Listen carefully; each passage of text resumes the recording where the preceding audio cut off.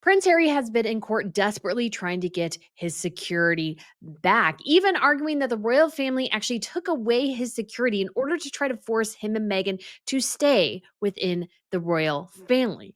If that sounds a little crazy and diluted, why, it definitely is. That's just not the truth of the scenario for Prince Harry. In fact, it seems like he's entirely rewriting the history of Mexit all of a sudden to suit this sort of weird pseudo, I need royal protection agenda that he has. But I think there's something deeper going on here. I think almost you could argue like sort of a psychological break for Prince Harry as Mexit has led from one disaster to another. And Harry feels so incredibly inept in Meghan's world. And I think entirely shut out as well. He is starting to well and truly panic. He doesn't know what to do. And so, in order to try to, I guess, fulfill some sort of need, he is going down this needless legal track, alienating his entire family in the process, who apparently have not spoken to him or answered any of his calls in months. So we shall explore this today because I think there's something truly complex going on with Harry. I will give you guys sort of what I think my analysis is of the situation. Let me know your thoughts. So let's go ahead and get into it. But if you haven't been to Royal News Network before, hello, my name is Brittany. I provide compelling royal commentary, so please hit that subscribe button. I would love to have you back. And guys, I have been so blessed this week to be surrounded by so much glitter. I have seen so many tiaras this week. I want to say probably close to like 25, 30, including the Girls of Great Britain and Ireland, the Queen Alexandra's Kokoshnik tiara, the Princess Anne's Aquamarine Pine Cone tiara, so many. So if you guys want to go ahead and subscribe to Royal Fashion News, there's a link up above. I will be doing so many videos about the pieces that I have seen. I got some amazing pictures that hopefully you won't see anywhere else. And I also did want to shout out Anna Lucia Diamonds, who has a special deal going on this month. So I travel with Anna Lucia. These are my 2-carat studs. You got my smaller studs here. And right now they're offering an opportunity. So if you spend $500, you can get a 1/2-carat stud set for free. Now, these are the 2-carat, if you can get an idea. I think these are a quarter. So obviously a little bigger than the second ones there. I always travel with my Ana Lucia. I also have my 7-stone eternity band. And it's just some timeless jewelry so you can look classic as you are traveling, because that's what I'm currently doing. Doing so many things in London right now. My feet hurt so incredibly badly because all I've been doing is walking and standing. Oh, and I got to go to St. James's Palace. That was cool too. We will do something else on that. But anyways, guys, want to go ahead and let you know, feel free to click the link up above for Ana Lucia. And if you use code ROYAL20, you shall save 20%. In addition to their other deal going on right now, April is all about diamonds. So if you want to be decked out in diamonds, and you will want to after watching my royal fashion video, go ahead and check that out. All right. So I actually edited part of a live stream that I did earlier this week. But when it came to this subject, there was just something about it that was just constantly clicking in my brain. I was like, I don't feel like the live stream I did fully encompassed my more nuanced thoughts as I've really considered Harry here in this situation, because it really feels so much like, for some reason, that Mexit doesn't apply. And he's still very confused why things didn't work out for him. Like, he is genuinely horrifically confused about how things have gone so sideways, and how his family is not talking to him, and how he's not getting the security once, and like everything in his life. I feel like he's just sitting there going, well, why isn't this working? This should be working. And why didn't it work? Well, Harry, I have some answers for you. And part of the reason is, and I realize I should have led with this, is that his ego has become incredibly inflamed. I don't even know if the country of the United Kingdom can actually hold his ego at this point. But it's just more to it than that. You have the ego in play here, but you also have this weird rewriting of history as if, well, we didn't really want to leave, but we were forced to leave. I was like, you guys kind of gave us a note saying that you were pretty happy to skedaddle. So what's the truth here? The truth, I think, of course, like everything when it comes to human behavior here is incredibly complex. So let's look at Harry's words. We're going to go actually with the Telegraph, because the People magazine had the same quotes. So obviously Harry gave the same quotes to 2 sets of people, or at least 2 or 3. So let's look at this. So he is now believing that the withdrawing of his police protection was an effort to prevent him and Meghan from leaving Britain to start a new life. And this is just simply not true. The reality is, when you leave a job, you leave the perks. You do. Doesn't matter if you're the king's son. You left the job, you left the perks.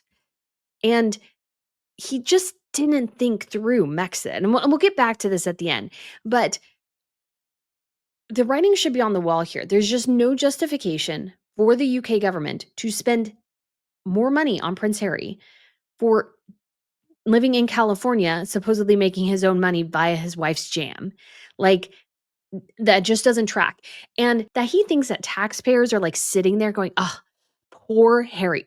Dude, we have so many more things to worry about right now. There's, a potential trade war going on with China and the United States. Do you really think we give two flips about your security? No, that's the answer. That might hurt his feelings. That might give him a little boo-boo, but no, nobody cares, Harry. Literally nobody cares.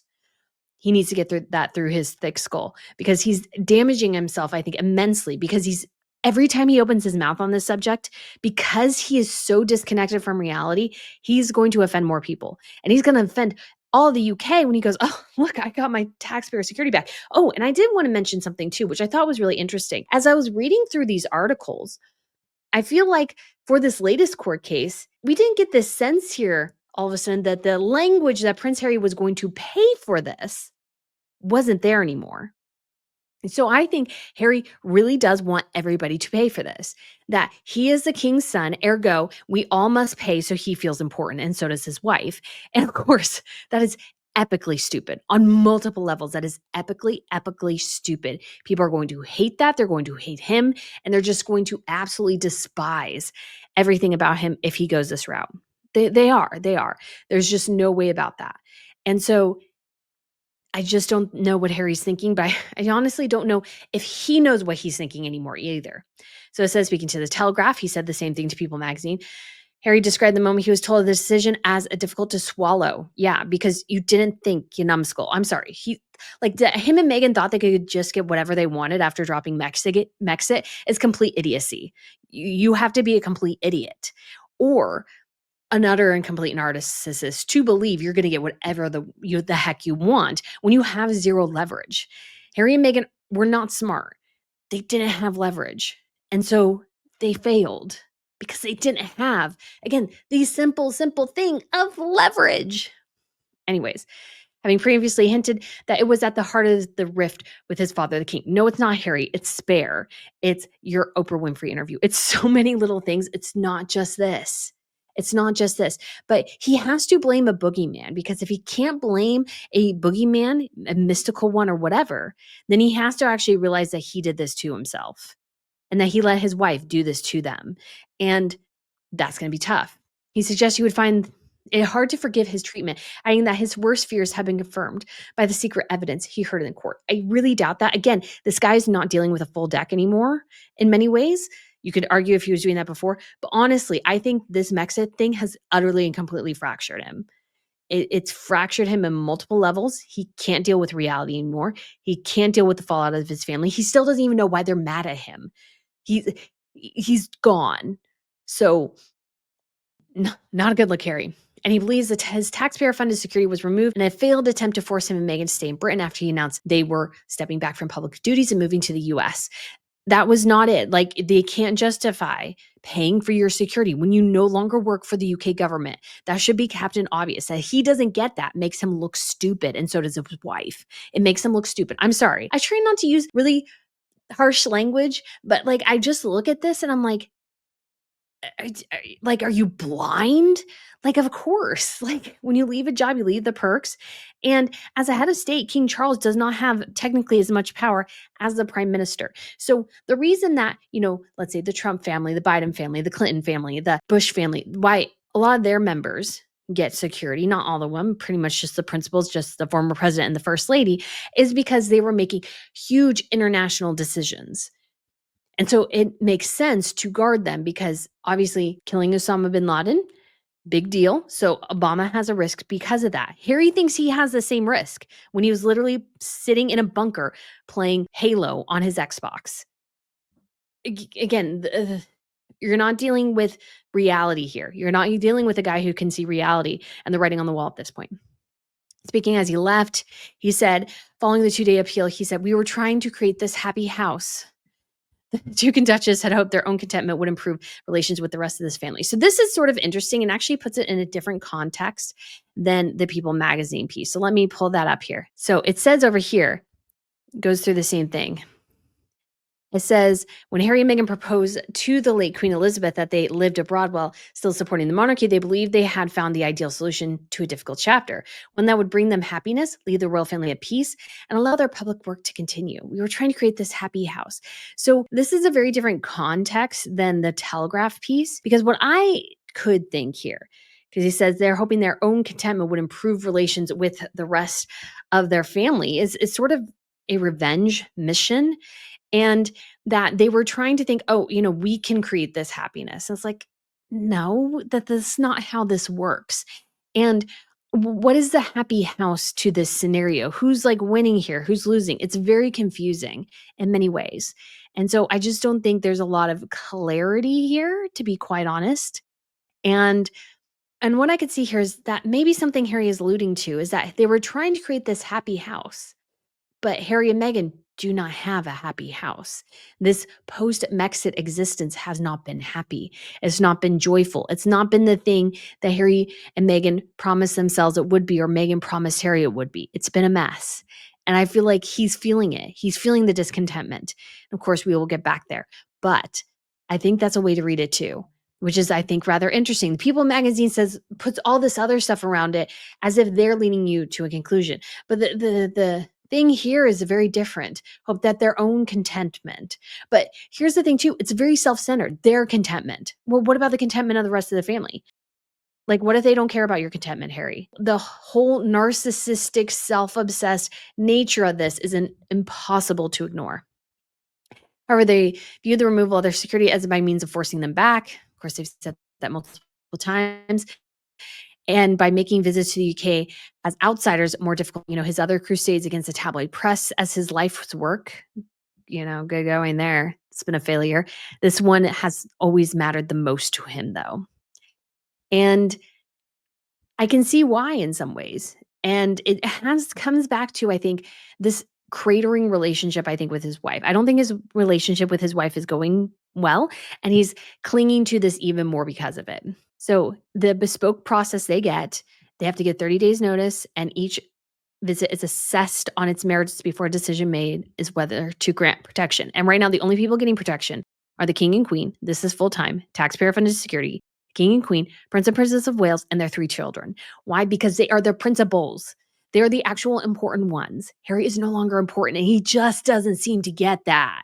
He really just doesn't seem to get that. I think he even has this delusion at some point. I wouldn't be surprised if his mind, he thinks he killed Osama bin Laden. And he is this huge war hero. Like, I feel like Invictus is not good for him in some ways because he's sort of adopting experiences of these veterans. And I think he thinks he's part of this or something. And it's just not true. So he says their reason for attending any particular event forms part of the decision, which the Duke argued was plainly irrelevant to his security. How does he know? He doesn't know. He knows nothing. He knows literally nothing. And he says he believes that the king should intervene. Again, so deluded, so deluded. Why would the king intervene here? It doesn't benefit him at all. Like, Harry would be because I have recently toured St. James's Palace, Harry would not survive well in the medieval times being this stupid. I'm sorry. He would not do well. This level of ego is dealt with pretty quickly in times of before for the spare. Yeah. So, Sir Clive Alderton, the king's private secretary, is a member of Revic. However, Buckingham Palace's sources strongly refuted the idea that the monarch could involve himself in the judicial process because it would be insanely stupid for him to do so. So yeah, he's not going to. He's not. Again, he's much brighter than his son, let's just say. And it's also believed that he has not seen or spoken to his father or his brother, the Prince of Wales, for several months. And People magazine even went starker by saying that basically all his calls and messages have gone unanswered. So let me find that quote here real quick. So they share here, Harry's relationship with his family remains strained, though they shared a brief positive meeting in February 2024 following King Charles's cancer diagnosis, which he had to delay leaving for Sandringham Estate because Harry needed to come over and spend 30 minutes with him. Communications between father and son have broken down. Insiders previously told People that Charles no longer answers Harry's calls or responds to his letters. Attempts to reconnect with his brother Prince William through calls, texts, and messages have simply been ignored. Again, or similarly, been ignored. Again, can't blame him. Can't blame him, but Harry just doesn't seem to understand. It just doesn't seem to dawn on him. And so Harry suggested, oh my gosh, this is just again so diluted, that he could forgive a lot since 2016, the year he met Meghan, but not what has been done during the legal process and why. He also suggested he was deeply unhappy with some of the evidence he had heard during the closed sittings of the court. People would have been shocked by what's being held back, he said, adding that his worst fears have been confirmed by this whole legal disclosure in this case. And that's really sad. Harry, nobody cares. The biggest lesson you can learn right now, buddy, is that what you're going through, I'm sorry, but people have very little sympathy for you. I would say bordering on zero. People have so many more things to care about than you. That you think that people would be so shocked by what's coming out, I think, again, reflects a guy who's not in a good place here in terms of his obviously observations with actual reality. Is not doing all that well. Really, at the end of the day, he's not doing well. So he has been overwhelmed by the process and exhausted, and that he did go to Ukraine, and that he is unable to let things lie and feels the need to get under the bonnet and fix it, adding that he was driven by exposing injustice. But it depends on what your definition of injustice is. So now that we've looked at that, what do I think is going on here? Because I have sort of an interesting thought, and I kept thinking about this because obviously he's very confused. I think part of this thing is that he's very confused by how badly Mexit went. I think he genuinely believed him and Meghan would get whatever they wanted out of the process. I think he totally believed the Hollywood lies, that she was this big name success and that they would go into Hollywood and have an amazing time. I mean, he filmed himself going, "We're on the freedom flight. Yeah." What happened to that freedom flight, Harry? Was the grass not greener when you were chasing green on the other side? Was it not? I bet you it's not. I bet you it's been a disaster in many, many ways. And here's the thing. When it comes to his relationship with Meghan right now, in some ways, Harry's kind of useless. He has given up on producing anything. He has basically said, we've heard this multiple reports that they're going down two separate tracks. She's going to be an entrepreneur. He's going to be a philanthropist because he's given up on having any sort of real job that makes money. And that's where he's going to go down. He's just like, okay, I'm just going to do this and screw everything else. I think what's going on here is that as things with Meghan and I think their life in California have deteriorated, he honestly doesn't know, I think, what's true anymore about Mexit. So he thinks they left for the reasons he knows, but then also at the same time, he's like, well, maybe they were trying to get me to stay. Maybe they really, really want me to stay. And that comes into the narcissism, the ego and stuff.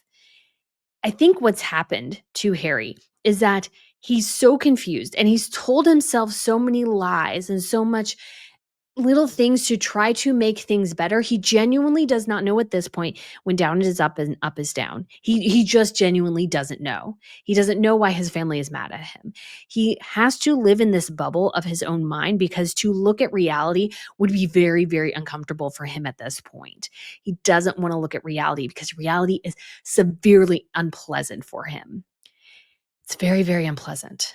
So he has to, you could say, concoct fantasies. And I think that's sort of where we're at right now. We're sort of living in his fantasy of himself. And he's trying to sort of try to massage the truth around him, and it's just not working anymore.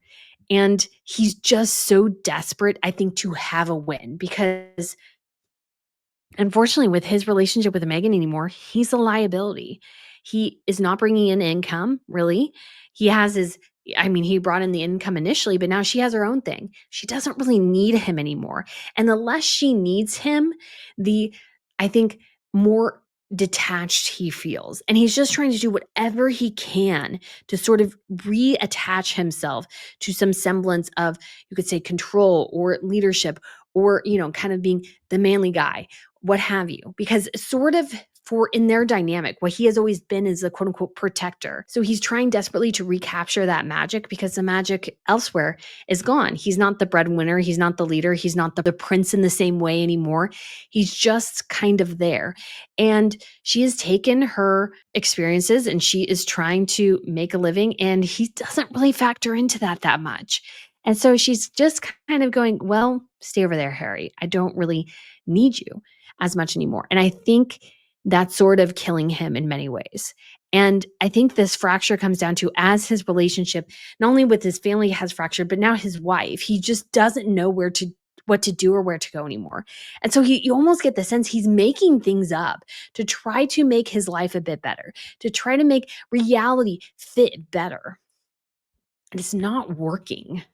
And it's not working. And in the process, he's going to alienate more people, because if he gets his IPP status back, he's going to demand security from the US, and the Trump administration is going to go heck to the no. And there's going to be a big brawl over that.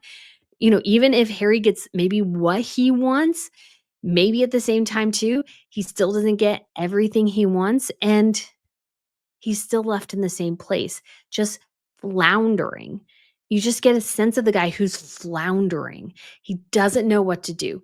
He doesn't know where to go anymore. And he's just basically trying to keep his head above water, because he believed that going to the US would fix everything. I think he genuinely believed Mexit would be a good thing. Now, I think he was immensely disappointed in how it turned out in terms of the initial Sandringham agreement and stuff like that, because he thought, much like he was pushed by his wife, that, they would just capitulate to everything. Because I think he took the listing of him as the most popular royal a bit too seriously. Popularity is fickle. And he believed, I think, that he was the most popular royal. Of course, they are going to beg and plead and just desperately try to keep him. And they didn't. They just let him go. And I think part of the bruised ego as well comes from the fact of the royal family has moved on without him. And it just doesn't seem like they need him anymore, or really even want him. And he doesn't know quite how to deal with that, because he was the most popular one. He was more popular than the queen at one point. But now he's bottom of the barrel. And when it comes to royal families, and I hate to say this, because we are all people created in the image of God, so we all have equal value in that way. But within a monarchy's system, Harry does not. He is a spare. And I think he's having a really, really hard time. We already heard that this was starting to bother him years ago, that he is the spare. And I think it's really, really tough for him to accept that he's not that important anymore. He's not going to be that important. His nephews and niece are more important than he is. And they're going to grow up, and they're going to take all the attention, whatever him and Meghan had left, away from them. And he can't deal with it. And the thing is, the writing's been on the wall the entire time. These spares who are successful sort of realize their place in the world, accept it, and find ways to fulfill whatever needs that they have. They're not there trying to constantly chase the crown, because it's ever going to be elusive. And I think Harry, in some ways, is chasing the crown. And maybe not necessarily the crown that William is going to have, but the popularity crown, the best royal crown, whatever. He's trying to chase it. And the reality is, it's not there. It's never maybe even been there for him.